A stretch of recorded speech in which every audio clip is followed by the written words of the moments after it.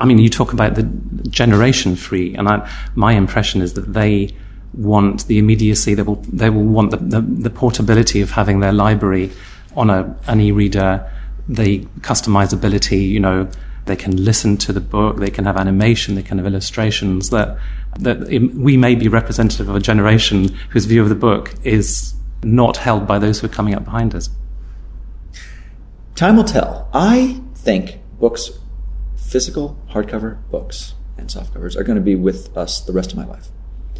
Could be wrong, but when I look at my children and I look at how their behavior differs from my behavior, they have no interest in television. They're much more interested in the internet, in online, in games and things like that.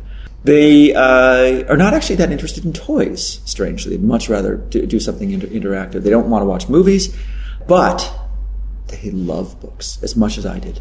I see no difference in the way my children interact with books as the way I did, although I see a total difference in the way they interact with every other medium. They have no interest in the newspaper. They actually quite like magazines, interestingly, but books are as seductive to them as they've ever been.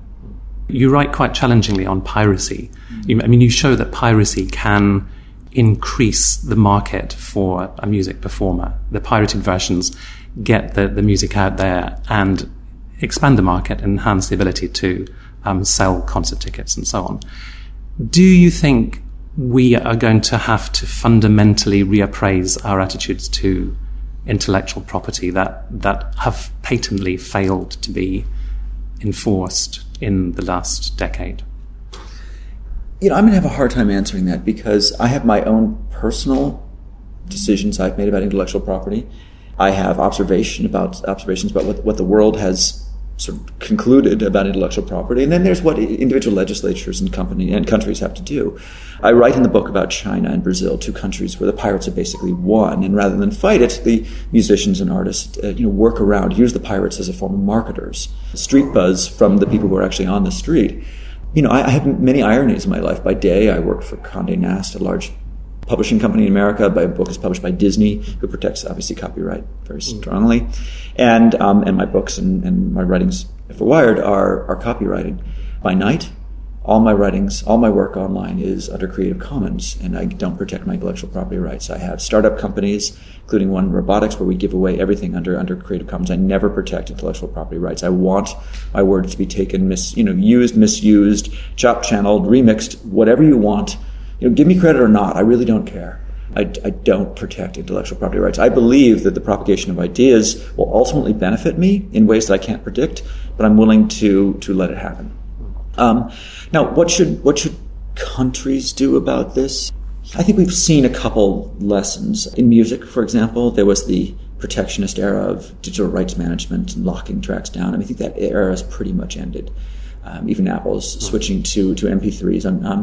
Right now, we're in a protectionist period for books, where books are DRM'd, and we'll see how long that lasts. Movies are still protected by and large, and although you can get pirated movies, it's actually not that easy. So the genie is still in the bottle there.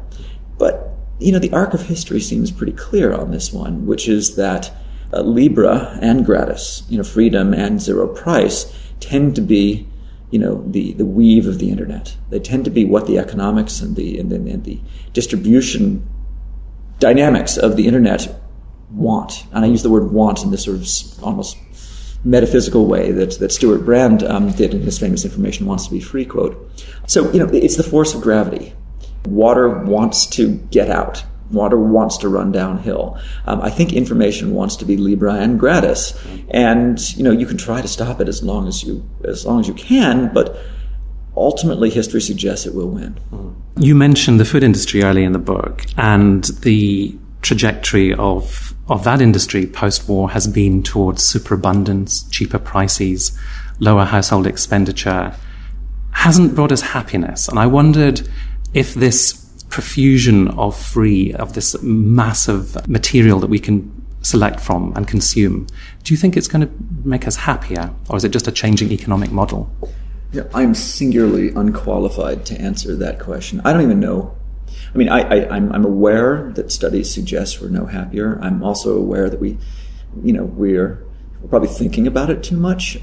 I I totally acknowledge that there's a perception out there that consumerism hasn't made us happy, achievement hasn't made us happy, opportunity hasn't made us happy, that we're, if anything, more stressed and depressed. And I don't know whether that's actually true or whether we're just asking people the questions, and if they think about it, they say, well, now that you mention it, actually, I am quite unhappy and depressed.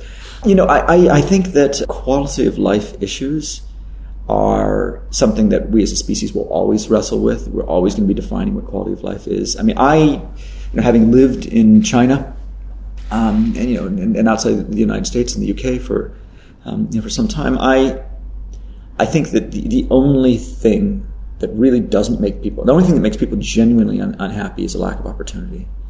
And which is not to say that opportunity makes people happy, but lack of opportunity makes people unhappy. And the great thing about what we've been talking about free, about democratization of technologies, about access to abundance, is that it boils down to opportunity. You can get what you want. Whether that will make you happy or not is up to you, but for the first time in history, it's within your reach.